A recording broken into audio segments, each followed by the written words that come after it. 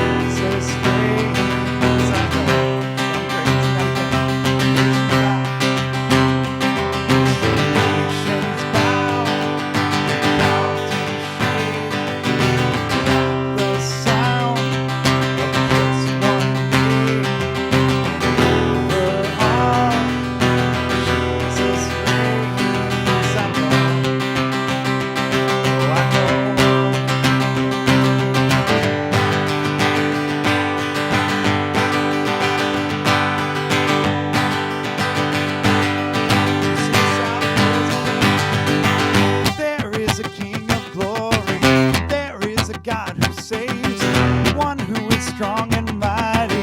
Freedom is in His name.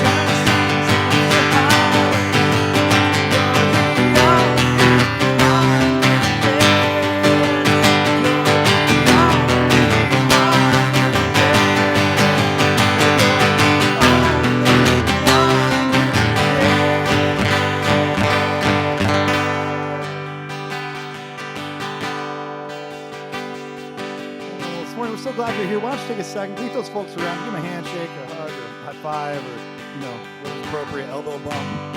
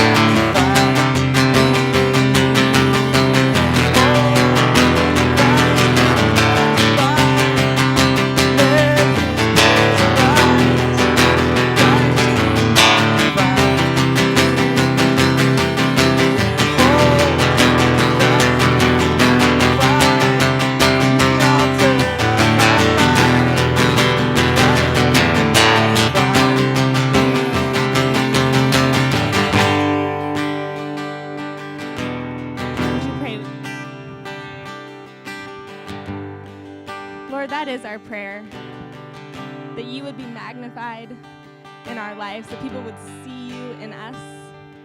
And Lord, I'm just so reflecting on all of the songs that we sang this morning and the truth that we get to sing in this place, and that you are a God that brings beauty from ashes. And I just have been stuck on that all morning. And so, Lord, we come and we sit in that. We sit and we know that you are a God that brings beauty from ashes, and we're so, so thankful.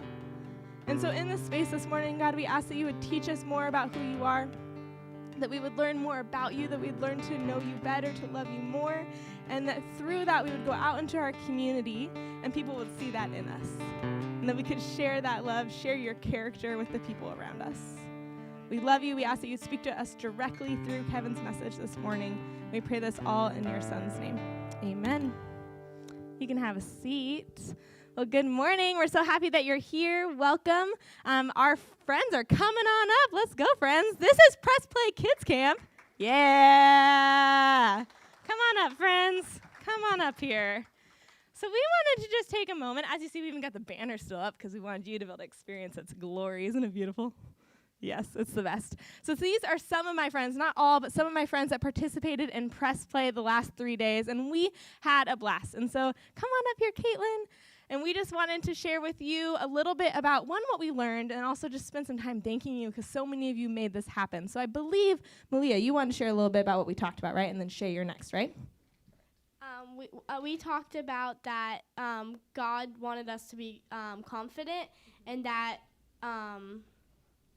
we were very confident, and that we could do anything since we're confident. Yeah, we talked about confidence. And Shay, do you remember why we can be confident? Because Jesus loves us. Exactly. So we can be confident because Jesus loves us, and we can be confident in Jesus. And so we talked a whole lot about that the last 3 days. We had a ton of fun with this crew up here. You probably have seen some pictures. It was a blast. But we're so thankful to all of you that made this happen. So many of you donated so we could have an epic 3 days together for both our kids and also our students all summer long. So we want to thank you. We also want to thank all of our volunteers for making this happen because it was a huge, yes, clap for our volunteers. They're amazing. We had a rock star team that pulled this off. So friends, what do we need to say to all of our volunteers and our donors? Thank you. Give these friends a round of applause. All right, you guys can go back to Restoration Kids. Thank you. We had so much fun with them these last 3 days. It's just been awesome. Couple other things I just want to make some announcements about. Restoration students, as always, Sunday nights, we're having a party. So cars are leaving at 5:30 tonight. Come talk to me if you want to be a part of that, but we are going off and adventuring as we do every Sunday night, which is awesome. One thing I just want to make sure is on your calendar, the second Saturday serve in August. We're going to talk more about this over the next couple weeks, but I just wanted to give you a little preview. Denise Rankin is going to be planning an awesome event where we are going to go partner with adoptive and foster families and basically help host like a huge pool party. And it's going to be awesome. So there's going to be volunteer roles that involve helping serve food, getting food. Denise is going to tell you way more about it probably next week. But just make sure that day is on your calendar, the second Saturday in August. We want you to be a part of that. We're getting more details in the next coming weeks, and we'll get information out to you. But we're excited to go out and be in our community, an event that's already happening, and just go serve where people already are. So we're going to do that together. Before we continue with service, I just want to make sure you're aware of our Connect cards. There's like QR codes on the back of your seats there. You can let us know how we can be praying for you. It's also a great way to give us your information so we can just continue to connect with you, keep you up to date about what's going on around here. But that's all I have for you this morning. We're going to continue service. Before we do that, check out the video.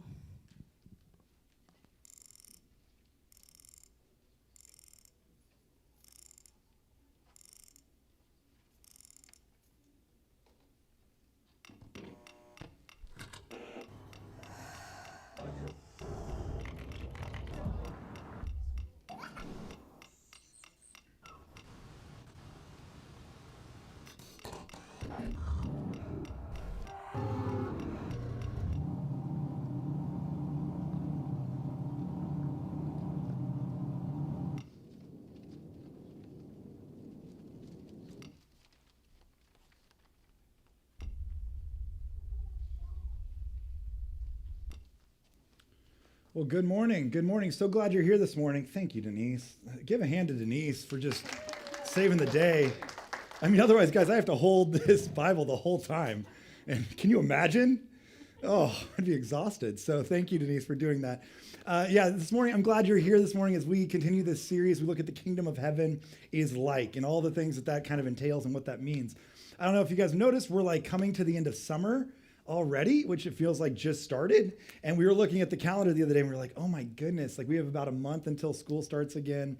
And I know all of you teachers are thrilled to be hearing that right now. I know that your stress level is staying low as you hear me say that, and that your prayer life is going up though, as I say that. So I know that there's a lot going on. And for our house, we homeschool because we are those people. And our kids, yes, they make their own clothing. Yes, they learned how to make bonnets very young because we had to homeschool, and that's what you do. We have a large 15-passenger van that, yes, is also pulled by a donkey. It does not run on its own. We're those people. So just so you know, that's how we live our lives. And so we were going to look at the calendar. We're like, oh, we got to get to the end of this. And so we have summer work that we make our kids do because we don't love them. And so we gave them all this summer work. They have not completed pretty much any of it. And so Marie decided like she was going to get serious about it. And she decided to like bribe our kids and give them something if they would complete it. Now, I'm just going to say this. I think this is ridiculous, but I got home and my kids are like, Dad, guess what? Mom put up on the fridge all of our summer work that we can find it. It's in little folders. We can get all our summer work. And if we do it, on the fridge, she also put a little plastic baggie with $10 for each one of us if we complete it. I was like, wait, what? I was like, $10? You get $10 for completing this work? And they were like, yeah, we get $10.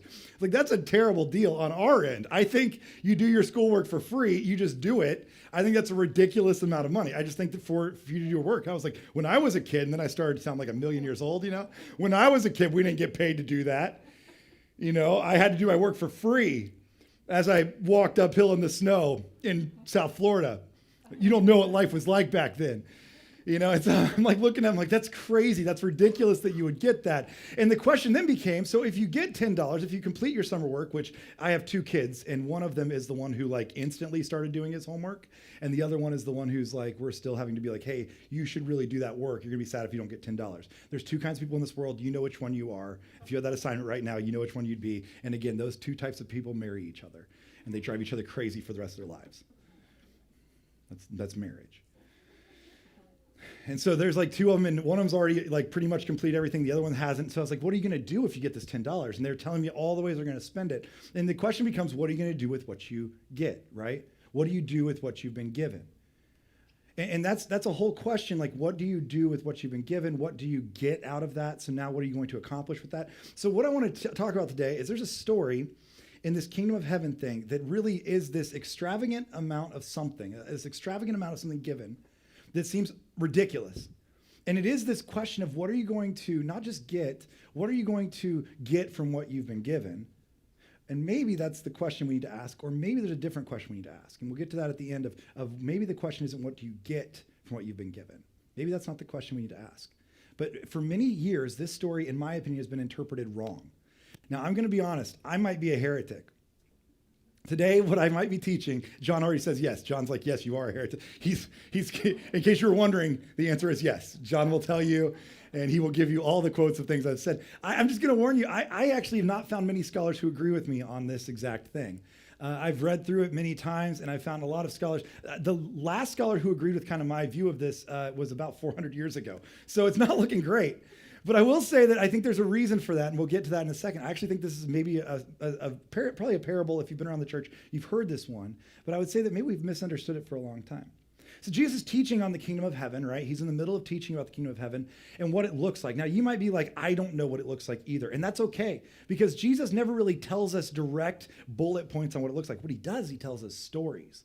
He tells all these stories about what it's like. And I love that he tells stories. I think that's fascinating, that he decides to tell stories instead of giving us facts or bullet points. He tells these stories. And in these stories, what he says in Matthew 13, before we get to where we are today, Matthew 13, which is where we were for the bulk of this series. And I would encourage you, if you missed any of that, I would encourage you to go back, because these stories, they kind of stack on each other. They kind of have these common threads that I think would be important for you to go back and find. You can find them on our website or on the app or whatever. And like, we don't like get paid for that. It's not like, I'm not telling you that like for some kind of weird reason. Just go back and listen. I think it's worth your time, because these stories stack on each other. And today we're almost towards the end of Jesus' life. And he's telling these stories, and he's trying to tell us about these things. And he says in Matthew 13, early on, when he starts telling stories, he says, in these stories, almost like you will find hidden treasures if you look for them inside these stories. They're hidden in plain sight. There are things that are hidden in plain sight in these stories, and you might miss them on the first glance. There's things in these stories. He talks about this parable, this pearl, and there's this pearl in the field, and if you looked for it, you would find it, but sometimes you're just going to walk right past it. And sometimes I think we've done that with this parable. We've walked right past it. I think we've missed some things that are hidden right there in plain sight for us. And so he's talking about this upside down kingdom of heaven. He's trying to explain to us how it's so different from earth. He's sitting in the middle of this empire called Rome, and he's trying to explain how this kingdom is not an empire. It is a kingdom. There's a difference between the two. The empire has this different feel where there is an emperor and this kind of this person in charge who is this monarch who is in charge of everything and can be very dictatorial, can become kind of a distant person from others, can actually start to find themselves separate from everybody else, where he sees himself as a king of a kingdom. And what happens in a kingdom is instead of being a person who oppresses others, it's one who reflects on others. And that king's kindness or goodness can then reflect on other people around him. It's different than an empire. And he sees himself as this king of a kingdom, not an empire. He's talking right now in the middle of this place called Rome, where it's oppressive. There's a lot of government going on and a lot of oppression going on. And instead, as he talks about that, he's trying to draw your eye to something different, something that operates differently, this upside down version of what a kingdom should really look like and what it should look like even here on earth. So today, as we dive into this, I just want you to have that in mind as we go through this. So we're going to be in Matthew chapter 25. You're welcome to turn there. I would love for you to go through this. If you have a Bible or a phone with you, I'd love for you to go through this with me, because what we're going to do is we're going to read this story twice. What I want to do is the first time we go through it, I want you to hear it the way I've heard it. Now, I grew up in the church. I grew up as a pastor's kid. I have been in the church my whole life. And again, I tell you not like in some braggy way. I say that to say I need more therapy than you do. And so I've been a part of this for a long time. I've heard this parable taught many times, and I've only heard one interpretation of it. And I want to go through it first in the interpretation that I've come to understand of this story without maybe seeing some of the hidden treasures within it. So we're going to go through it together. Matthew chapter 25, it starts in verse 14. Verse 14. This is what it says. Again, I'm just going to say this real quickly. Again I promise I won't stop on every single word. We're not going to do that. I feel like we're going to be here for a minute. So this is going to be a long sermon. No, again is just pointing to the story before it. Jesus in the middle of a big teaching, and he's actually in this very long teaching called the Olivet Disclosure. We'll get to that in a second. Not a huge deal right now. But the Olivet Disclosure is this huge series of teachings that he's doing. And so he says again because actually pointing to the stories before it and the things that are around it. And so actually the story before it might be what we do next week. It's not considered one of the Kingdom of Heaven's parables for some reason. And so we haven't put it in this series. However, the one before it, actually, he talks about the Kingdom of Heaven. So he literally says the Kingdom of Heaven, but it also is about 10 virgins, and maybe churches just don't want to talk about that. I don't know. So we'll go back to that maybe next week. That'll be fun. Some of you are like, I'll be here for the 10 virgins one. That sounds interesting. Bummed I showed up for this one instead. So yeah, mark your calendars. Next week's that one. So we'll go back to that. He's talking about again, this is in reference to something else that's been going on, this Olivet Disclosure, this bigger teaching. And again, we'll come back to that. Again, it will be like a man going on a journey who called his servants and entrusted his wealth to them. So he gives his money to them. To one, he gave 5 bags of gold, to another 2 bags, and another 1, each according to his ability. Then he went on his journey. So he gathers up his servants. He's like, here's some bags of gold. I brought you gold, which most of us would be like, that's real weird, right? And that's what he does. This starts with this weird part of this story. And he says, I'm going to give you gold as I go on this journey. Now, some versions of this, and maybe you grew up hearing this, if you grew up like I did, some versions of the Bible say talents. He gave them talents, 5 talents, 3 talents, 1 talent. Anybody ever heard that before? It's okay if you haven't, but if you have, sometimes it says talents. Now, that is the same thing. Remember, talents are about, each talent would be about 20 years worth of money, 20 years worth of wages. So he gave them talents in bags of gold or whatever you want to call it. So he gave them talents. Now, I think that's where some of our misinterpretation comes from right off the bat, is that sometimes we read it as talents. Remember, talents is not like I'm good at dancing, or I can, play basketball well, or whatever, or my TikTok is insane. Like that's not what he means by talents. Like he's talking about actual money. And so he's talking about these talents that you have that he's been giving out. Now, here's the thing that happens there. I think we get that twisted in our minds of what that means, because again, talents is just money. It's not like actual talents. So that's important. But he gives his wealth to them, okay? He gives them each according to his ability. Then he goes on his journey. Then the man who received 5 bags of gold went at once and put his money to work and gained 5 bags more. Well, that's a pretty good investment. So also the one with 2 bags of gold gained 2 more. Again, pretty good investment, 100% on return on this. That's great, right?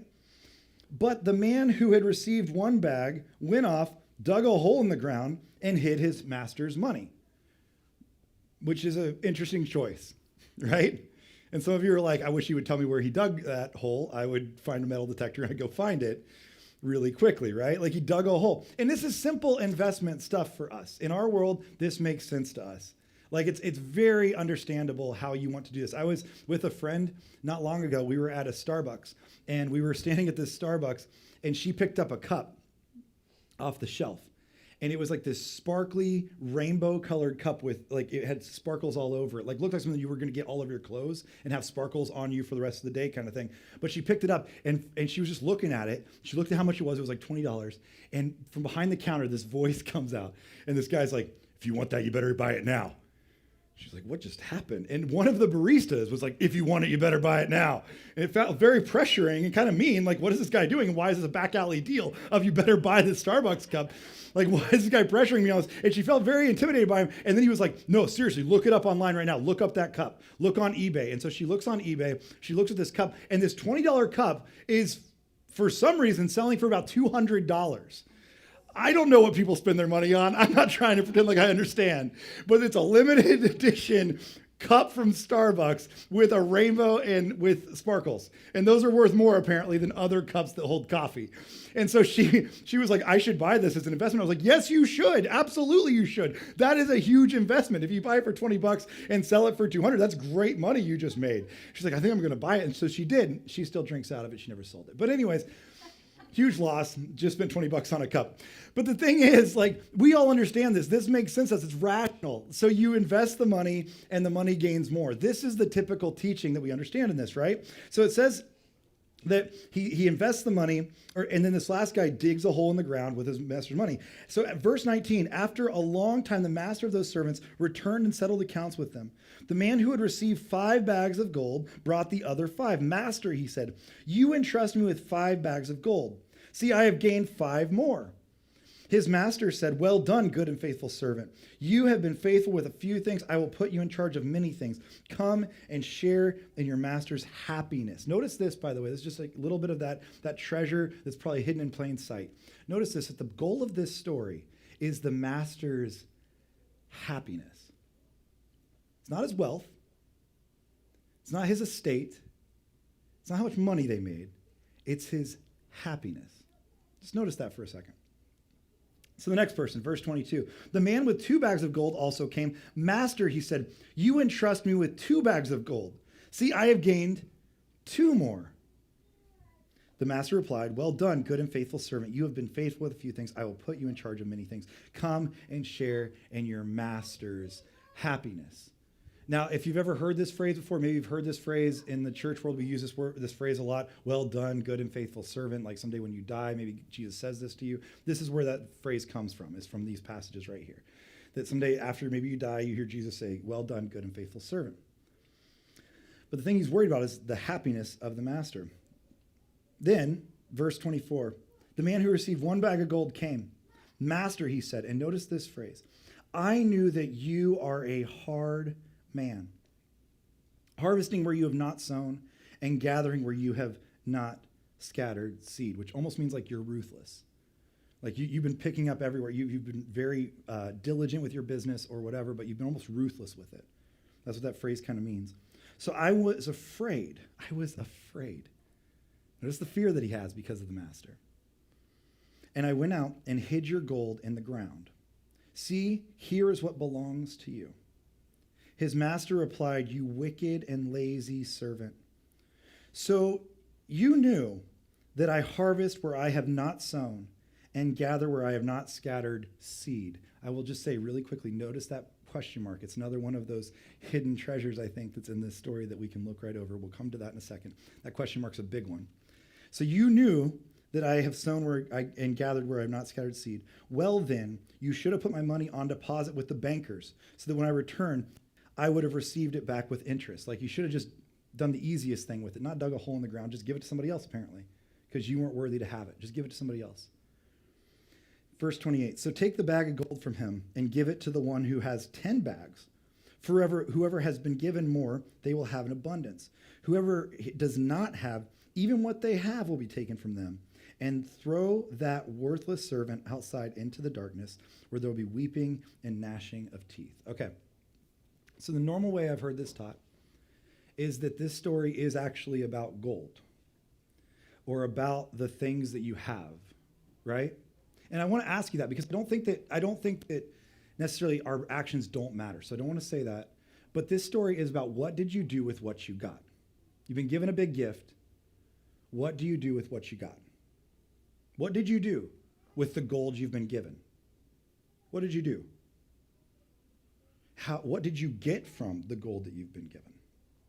So did you invest it well? So let's talk about your family real quick. You were given maybe a family, maybe it was a spouse, maybe it was children, whatever. What are you doing with them? What have you done with them? What have you done with the gold that you've been given? What are you getting in return from that? What are you getting back from that? Are you getting return on investment for that? Are you doing the right thing with that? Are you using that over and over again? Are you? Maybe it's your job. You have a great job. Maybe you're really blessed with finances or just a job that you love. What are you doing with that? What have you done with that? And what are you getting from what you've been given in that job? And these are good questions. These are important questions. And this is the way I've normally read this. Maybe these are the things that you ponder as you're like, God's given me these things. What do I do with these things? And we ask ourselves, what have I gotten from what I've been given? That's the question, right? So God's given me this gold. What have I gotten from the gold that I've been given? It's a great question. It's a fair question. But I want to look at this just a little bit differently today. And I want to try to twist this just a little bit and look at the story just through a different lens. A few years ago, I was reading a book. It was called But What If We're Wrong? And the whole book actually starts off with the premise of gravity. That gravity is something that, if you ever read about gravity, for about 1,700 years, mankind believed that gravity was not some kind of scientific method of the earth pulling things down. Actually, the leading philosophy came from Plato, and that it was actually about an object. So let's say an apple falls from the tree. That apple, when it falls from the tree, gravity is nothing more than that apple finding its proper resting place. It was solved through philosophy. The apple would fall and it would find its proper resting place. That's what gravity was described as. And we believed that for over 1,700 years, almost up to 2,000 years. That's what mankind believed, that's what gravity is. There's things that fall from the sky. Why do they fall from the sky? Why are we pulled toward the earth? Why is that happening? Because there's just these things that are happening that just want to find their natural resting place. It wasn't until, Sir Isaac Newton comes along in the 1700s. By the way, he went to Trinity College. No, not this one. But he went to a Trinity college. Yeah, it was different, just a little different this one. But he went to one as well. And he went to Trinity College and he wrote this thesis about this idea that he said this is a scientific fact about 9.8 meters per second that you're being pulled towards the earth, and that's what gravity is. Gravity is not some kind of philosophical thing. See, now the thing is they're the same idea, they're describing the same thing, but they're looked at two very different ways. And what this book was about, But What If We're Wrong? It's by a guy named Chuck Klosterman, who is a really fun author. But he was talking about it, he was saying what happens is we just look at things differently than maybe other generations look at things. We look at things differently than other generations do. And I would say in this story, that is true of us. Because we are looking at this, I think, from a very capitalistic and consumeristic society. We come at this as Americans. We live in a capitalist society. There's nothing necessarily wrong with that. But we look at this, we're looking at this as investment. What do I get from what I've been given? I've been given something, I need to invest it, I need to get something back from that. That's how we look at this story. We're looking at this through a very consumeristic lens. Again, I'm not saying that's wrong. I'm just saying that's the view that I get from this. And it's interesting because the only scholars who have ever seen disagree with or look at this in a different light, I should say, it's not a disagreement, it's just a different light. The people who look at it from a different angle are people from not a consumeristic, capitalistic society. They're usually monks who have a very different view of this thing. And I will say, I think that's part of it. The other thing I'll say is that as I look at this story, I think we're looking maybe at the story and we're focusing on the wrong characters. This happens a lot. A few years ago, I was asked to create a billboard here in Tampa. There was a company I was working with, and they said, would you create a billboard and we're going to put it up on the highway? And no, it was not a personal injury attorney, which is shocking. It's like those are the only people that have billboards in Tampa. And so it was not that. It was, anyways, it was not a Pound Law or whatever, or a Morgan & Morgan situation. So I was making this billboard, and I happened to be speaking at a conference right around the same time. I was speaking about storytelling, and I was there with somebody else who was talking about design. And what's fascinating is actually she is the person who, for Johns Hopkins medical centers, she creates all of their graphics. Now, you might not think that sounds like an important thing, but what's interesting about her graphics is she's the one, for instance, that when we need a logo that says how to wash your hands, and you need that to say that in all languages, regardless of where you come from, right? You need a simple logo that's going to describe this thing. She's the one who designs logos like that, if that makes sense. Like things like that. So if you ever have walked through the airport and you see those little things where it says, there's like how was your experience today? And there's little buttons. Have you seen this? And it has like a happy face and a kind of happy face, and then like a neutral face, and then a kind of sad face, and like an angry face. Have you ever seen this? And you walk through and you hit the button on what your experience was. If you ever see those, she's the one that designed that, actually. She designed that because she was like, how do I describe to everybody how their experience was without using words, something everybody can understand? So I met her, and I said, how would I design like a billboard? Because I'm not sure how to do this. I've never done it before. She said, the thing is you have to be very simple with it. Because if you put more than one image in it, or more than one person or character or thing in that photo or that billboard, people's eyes will be drawn to different things. And so she sent me this article. It's fascinating. It's from an institute that just researches this thing. And what you can find if you look at this is that if we were to look at one picture, all of us together, and let's say it had a dog and had a tray of food and it had a man and a woman, all of us would look probably at different things, oddly enough. It would not be 100% of us looking at one thing. We would all look at different things. Some of us, let's say this photo has a dog and a cat sitting under a table with food, and there's a man and a woman behind it. Some of us would look first at the man. Some of us would look first at the woman. Some of us, and I'll admit this is me right now, I'm like in the middle of this diet thing and I'm dying, would look at the food first. I would gladly look at that food first. I'd be like, I don't know if there's anybody else in this picture. There's food. We'd look at the food first. That's fine. Some of us would look at that dog first, actually. That's what we identify with. We'd look at the dog first. Maybe that's where we're at in our lives. And some of us would look at the cat. I don't know why. I don't know why you'd waste your time on that. I mean, God made a lot of things. I don't know about that thing. I think that was just came from the enemy, if you will. So you might look at different things in the picture. And here's what you look at, actually. This is what the studies say, is you look at the thing that you kind of identify most with at that point in your life. So if you have a puppy, you're probably going to look at the dog. The thing you identify with. If you identify with the man, if you identify with the woman, the thing you identify with most is what you're going to look at. That's just how it works. In this story, I think what we're looking at is the people we identify with the most. And we're looking at the characters who have been given these bags of gold, but we're not looking at maybe the most important character of the whole thing. Because where does the story start? The story starts with the king, right? Let's go back to the beginning of this. The story starts with the king. Verse 14, again, it will be like a man going on a journey who called his servants and entrusted his wealth to them. A very wealthy man has called his servants together. This is the catalyst of the whole story. This story doesn't exist if it wasn't for some wealthy person doling out a lot of things, right? And here's the thing, you might be like, he's this wealthy person, so we know that he's got all this money. He entrusts his wealth to his servants. That by itself, just so you know, if you read this, in my opinion, I think Jesus is almost making a joke here. I think there's almost like a little bit of a wink to the audience, because I don't know if you know wealthy people. I know some. And when they've gone on a trip, they've never been like, you know what I can't take with me is all my money. Even if you're very wealthy, even at this time, you could have packed up the gold. Gold travels pretty good, I think. I don't know if they didn't even have metal detectors they had to go through back then. They could have just taken it with them. They could have put it in a bag and taken it with them. Why would you say, I need to go on a journey? I'm going to leave all of my wealth. I'm going to entrust my wealth to you jokers. Like, why would you do that? What is I think he's almost like winking at the audience, being like, do you get what's happening here? There is a massive gift here. There is way too much. This is a ridiculous amount that I'm going to give. There's this wealthy person, this king over these servants, and he's giving them his wealth. And here's the other thing is I think there's almost a joke in this too, because notice that it says that the next verse, to one he gave 5 bags of gold, to another 2 bags of gold, and another 1 bag of gold. So the guy with 5 bags of gold, that is 100 years worth of wages. I don't know what you make. I don't know what your salary is, but take your salary and multiply it by 100. That's a good chunk of money you just got.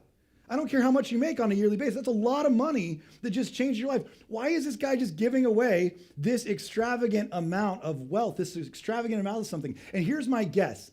If I was to look at this in the bigger picture of what's happening in Matthew 25, this Olivet disclosure, the whole thing starts, and again, just follow me for a quick second. The whole thing starts in Matthew chapter 23, and it's actually started when the disciples asked Jesus, what will the end of the world look like, or the end of the age look like? That's what the question is. When the world ends, what's going to happen? And it could be the end of the world as we will know it, like REM style, or it could be like, what is the end of the age? Like, what's the end of when Rome falls, or the temple falls, or the Jewish sect kind of falls apart? What does that look like? What does the end of Israel look like? That could be what they're asking. Either way, what they're asking really is, how do we know if we got into this kingdom of heaven thing or not? That's what they want to know, right?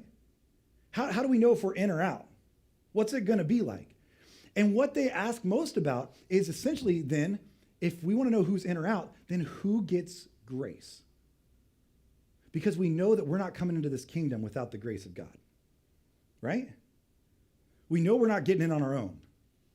We know we're not getting in because we've done so many good things. See, I don't think this story has anything to do with gold. If you know anything about Jesus, he didn't really care about gold. In fact, 2 times in the New Testament, he's asked for money. Both times Jesus says, I don't have any money. He literally had no money. He's that guy when you ask him for money, he's like, I don't have any cash on me. He's that guy. And for reals, he doesn't have any money on him. Jesus is not worried about what you do with your gold. What Jesus is talking about this time, in my opinion, is this story is not about gold. This story is about grace. Notice that it starts with a huge gift that you could have never earned. An extravagant gift that would have taken lifetimes to achieve. Lifetimes to achieve. And he's telling people, this is the grace that I have given you. And especially at this moment as he teaches in the temple, these are the Jews that have been a part of this for hundreds of years. And he's saying to them, this is the grace that you've gotten time and time and time again. This is a huge gift that you could have never earned. This isn't about gold. This is about grace. You could have never earned this grace. It says that he gives them this, and it says according to what their ability, or according to what they will do with it. According to what they will do with the grace they've been given. And he might see some as they will do great things with the grace they've been given. Their life will look better or different. And some, their life will look exactly the same with the grace they've been given. And he doles out grace in different amounts, which I think we can all agree that's kind of how he works. It's not about how good you've done. It's about how good he is. Because if we don't see it that way, let me just say this. If we don't see it that way, what we start to fall into is a trap of, well, let me see what my actions will get me. This story is about, let me show you how good I am. Right? Then it's about how good I can invest things or make money back or do whatever the thing is. That's what the story becomes about. And again, your actions are important, but the question is not what will you do with what you've been given. The question is, why do you do what you do with what you've been given? And that's what we're going to see become very important. Keep reading with me. So it says, let's see here. Then he went on his journey. The man who had received 5 bags of gold went at once. He put his money to work and gained 5 more bags. I hope that you start to see this as grace as we go through this. He had 5 bags of gold, 5 units of grace, whatever you want to call this. And he starts to give that away, finds more grace for himself and for others as he does this. Grace just seems to multiply and increase as it's given. And also, the one with 2 bags gained 2 more. The man with 1, he went off and he dug a hole in the ground, and then he hid his master's money or his grace. He stopped the flow of this grace. He kept it for himself and stopped giving it away. Do you see what's happening here? He stopped showing it to others and maintained it just for himself. After a long time, the master of those servants returned and settled accounts with them. The man who received 5 bags of gold brought the other 5. Master, he said, you entrust me with 5 bags of gold. See, I have gained 5 more. Look, I brought more grace into this. I've continued to extend the grace that you've extended to me. His master replied, well done, good and faithful servant. You have been trusted with a few things. I will put you in charge of many things. Come and share in your master's, not wealth, not more gold, but happiness. The man with 2 bags of gold also came. Master, he said, you entrust me with 2 bags of gold. See, I have gained 2 more. His master replied, well done, good and faithful servant. You have been faithful with a few things. I will put you in charge of many things. Come and share in your master's happiness. And then the man who received 1 bag of gold came, and he said, I knew that you are a hard man, and that you're ruthless, that you've gathered where you've not sown, and sown where you've not gathered, these things. You have this big thing, you're ruthless. He thought that he was a cruel man. In fact, the word there where it says you were a hard man, that could be interpreted cruel as well. I knew that you were a cruel man. And so what did it make him do? His view of God made him suddenly, or of the king, or whatever you want to call it in this story, it made him fearful. And it made him hide what he'd been given. I think this is a huge, important thing because for many of us, this is the way that maybe we view God. I don't know how you grew up. I don't know your background. But A.W. Tozer once wrote that the most important thing about us is what we believe about God, what we think about God. The most important thing about us is what we think about God. And I think there's so much truth to that. I know people personally that they see God as an angry God. They see him as a cruel God. And you know how they act? Angry, like a lot. I know some Christians who profess to believe in God, but they believe he's an angry God who's constantly mad at us. And I know some Christians who are meaner than the devil. I mean, they are just vicious because they believe that God is an angry God. Therefore, they see it as they need to now be that way. The most important thing about us is what we think about God. I know some people who just think, I have a friend who had grown up in a church that was very, very rigid, a very, very religious sect, and really saw God as this vindictive, angry type of God. And to this day, that friend of mine has such a hard time accepting grace from God because they've been taught that God was never a God of grace. And then they have a hard time extending grace to others. Why? Because they've been taught that God is not a God of grace. He barely gave me any. Why would he give you any? I know friends who think that God is indifferent, that God, like literally, he just doesn't care much about us. And so those friends are indifferent towards God. They're indifferent towards a lot of things in this world. They kind of just don't care. I have a friend who's agnostic, and he kind of just believes that we're all here by happenstance, by just the chance that we showed up, through evolution, and it just so happened that we're here today. And that's the way he sees the world. Why does he see it as this indifferent world where none of our actions really matter and we're just going to die someday and it doesn't add up to much? Why does he see it that way? Because God was indifferent to him. He's indifferent because God was indifferent. Many of us, this is what will shape our worldview, is the way that we shape our God view. It's just the way we're wired.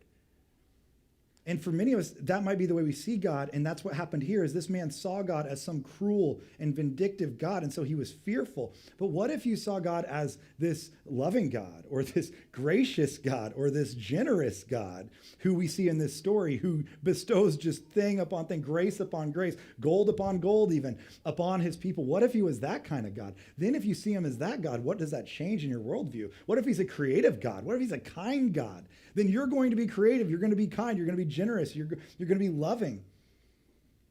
And he sees God as this other thing, as this cruel God. And now he's fearful, and so he hides what he's been given. This isn't just about gold, this is about grace. He's fearful that this God isn't that good, that he's cruel, that he's harsh, and so he does not extend any grace beyond himself. He stops the flow of that. And then the master replies, you wicked and lazy servant. So you knew that I harvest where I have not sown and gather where I have not scattered seed. Notice this really quickly, that question mark. Now, here's the difference. If this king really felt this way about himself, that would be a period. So you knew that I harvest where I have not sown and gather where I have not scattered seed. If that was a fact, if that was a statement, then you would put a period at the end of that, right? If it's a fact, then you just put a period there. He would say, so you knew this about me. Like I remember the first time, my wife's not in here today, she's a kid, so I can tell you the story. I remember the first time I met her mother. We were in here in Florida. Her mom came down to visit us, and we went to go eat lunch together. And I was wearing a shirt, and it said Alabama, and then it said so many recipes, so few squirrels. And it's a slight on both Alabama and squirrel meat. Apparently, the squirrel meat industry. I'm not sure. Is there a big squirrel? Is that an industry out there? It's against big squirrel. So yeah, I had this shirt on. Alabama, so many recipes, so few squirrels. And I remember we're sitting at lunch. First time I met her, and she's sitting across from me, and she was like. And she goes, Alabama, so many recipes, so few squirrels. We used to eat squirrel. And then she moved on with her lunch. And I was like, you used to eat squirrel? And she was like, we used to eat squirrel. I was like, you used to eat squirrel? And she was like, we used to eat squirrel.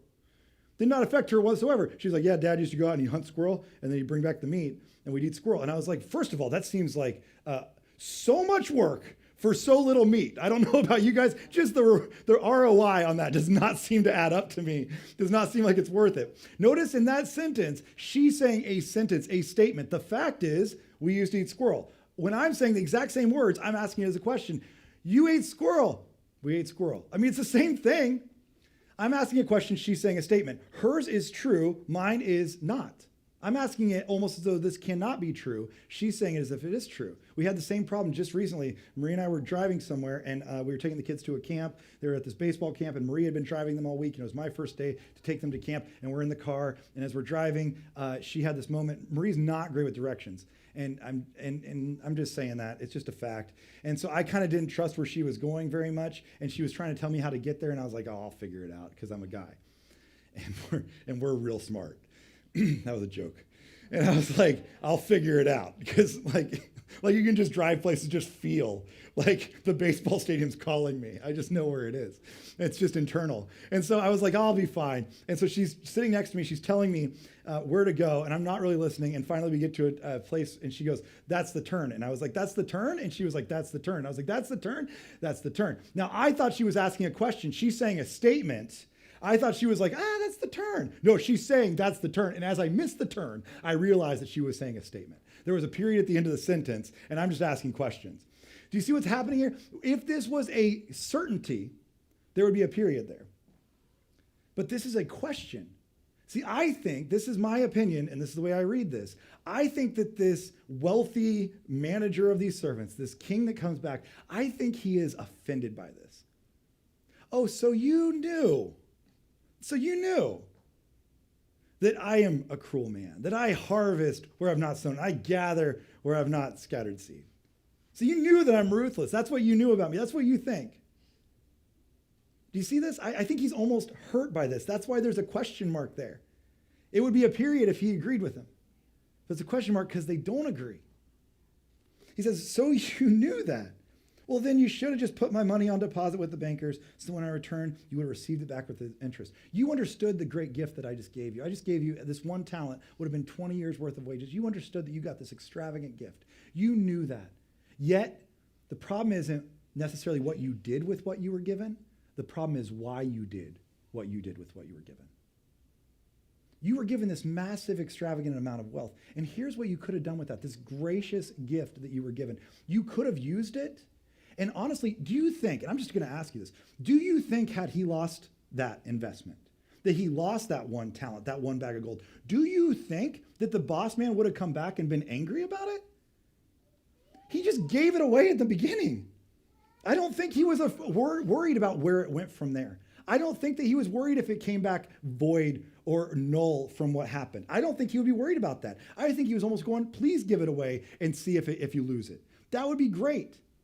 And some of us, when it comes to the grace that God has given us, we're almost afraid to give that away, whether it's through forgiveness, whether it's through kindness towards somebody else. We don't want to give the grace that we've received to somebody else because there's a part of us that's fearful. What if it goes too far? What if we get hurt in the process? What if it looks bad on us? Because our real fear is, what if God is not as gracious as we think he should be? We think he's cruel. At some level within us, we think he's harsh.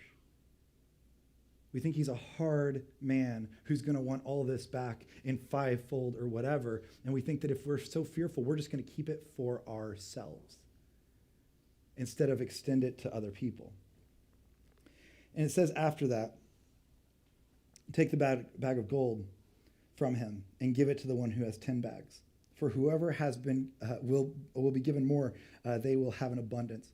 Whoever does not have, even what they do have will be taken from them. And throw that worthless servant outside into the darkness where there'll be weeping and gnashing of teeth. Take that one who didn't understand the gift that they were given.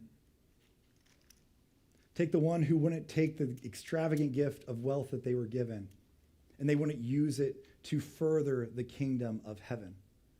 Instead, they kept it for themselves. See, many of us, we want to answer the question of what do I get from the gold I've been given? And the question we might need to be asking is, what do I give from the grace I've been given? The question here isn't, what do I get from the gold I've been given? That's the way we want to look at this. What do I get in return for the gold I've been given? That's what the concern here is. No, if we look at it from the master's point of view, the question is, what do you give from the grace that you've been extended? What do you do with that? I'll tell you, just to be honest with you guys, over the last couple weeks, I've had some stuff. We have some people in my family, my extended family, who they do not have a relationship with Jesus, and that's their life, and that's okay. But they have this non-existent relationship with Jesus, and there's some things there that kind of rub us the wrong way sometimes, some different things in their lives that really do bother us. I'll be honest with you. There's times where I'm like, man, I don't think I could send, I know this sounds terrible, but like there's times where I'm like, I don't know that I could send my kids to go hang out with them like just completely unsupervised for a long period of time. There's things like that where I'm just kind of like, there's this little bit of things between us. And there has been this little tiny rift that happened in the last couple weeks where we had this little bit of just some I don't know, miscommunication if nothing else that happened on both sides. And I'll tell you, when we heard this and things started to happen, we started to get very angry with them, right? And we started to hold that over them. And here's what happens, and I'll just tell you this because, again, I've been in the church like a long time, is we start to make ourselves self-righteous. And we go, well, I have grace, but I'm not giving it to you.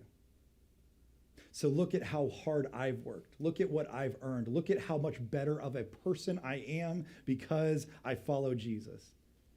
And so we kind of take this moral high ground thinking that we are better than them, that we are the right ones in this conversation, that we are the ones who then do not have to extend this gift beyond ourselves. We just keep it for ourselves. In this parable, it has messed me up, and I hope that you read it this week, and I hope honestly, even if I'm wrong about it, I hope you have to read it from now on thinking about grace instead of gold. Because as I've thought about it, I've realized how many times I have been the one who's been given an enormous gift, and instead of giving it to others, I have kept it for myself. And I've looked at what I get out of it instead of what I can give from it. And as I had to sit with my family and think about how can we handle this situation, the best thing we can do is not worry about our self-righteousness, because you know what drives Jesus just as crazy as unrighteousness is self-righteousness. He doesn't want either unrighteousness nor self-righteousness. He says, I want you to take this gift, this enormous gift that almost doesn't make any sense, and I don't want you to worry about what you get from it. I want you to worry about what you can give from it. Continue to give it to others. It's not always easy. We have friends, you have friends, there are people in your life that it's hard to forgive, that it's hard to show grace to, that it's hard to allow them into this kingdom that you've been accepted into. Yet that's what he's calling us to do. Otherwise, we are the one who has buried this treasure in the ground, and we will be the ones that will be cast outside into the darkness. So today, as we close, I want us to kind of focus back in just on this idea, because again, I think how you view God will be how you use this gift. And I want us to focus in just for a little bit on the goodness of God and reminding ourselves of his goodness toward us, the way he loves us. And if we understand that, I think it will help us to be able to give this grace away and continue to give this grace away because he's given so much for us. So if you would, let's stand together as we pray and as we close. And I would love to just pray with you as we pray over this and remind ourselves of the goodness of God, remind us of what he's done for us, and then ask him to help us give this grace to others. Let's pray together. Jesus, I thank you. I thank you for your goodness. I thank you for your grace. I thank you for this great gift that you've given to us that we could never earn, that we do not deserve, and just the perfection of what you've given us in so many ways. And Jesus, we're sorry for the times we've taken that for granted. We're sorry for the times that we've missed sight of how great a gift you've given us and the grace that you extend to us every single day. And today, Jesus, I pray that you would help us identify those people in our lives who we need to extend grace to. That we want to be people who just sit it on a shelf or hide it in the ground or keep it to ourselves. We would be people who give that grace away in the way that you've given it so freely to us. We thank you for your goodness toward us. We thank you for your greatness over us. And we thank you for your grace that works within us. And may it now work not just in us, but through us. And may we not think about what we get from your grace, but how we can give away your grace. We love you so much. We thank you for your love for us. In Jesus' name, amen.